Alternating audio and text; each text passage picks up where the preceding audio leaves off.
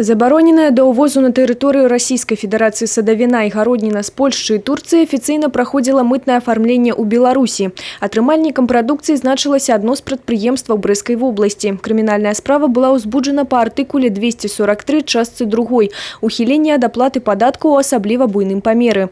Было даказана, што прадпрыемства займаецца рээкспартам у Расійскую Федэрацыю санкцыённай прадукцыі, а па бухгалтэрыі кобрынскага прадпрыемства быццам бы рэалізацыя яе ідзе за наяўны разлік на белорусских рынках. Суд Кобринского района вынес приговор организатору этих поставок. Судом Кобринского района директор указанного предприятия признан виновным в уклонении от уплаты налогов в особо крупном размере с назначением наказания в виде лишения свободы сроком на 5 лет с отбыванием в колонии усиленного режима, с конфискацией имущества и лишением права занимать должности, связанные с выполнением организационно-распорядительных и административно-хозяйственных обязанностей сроком на 5 лет.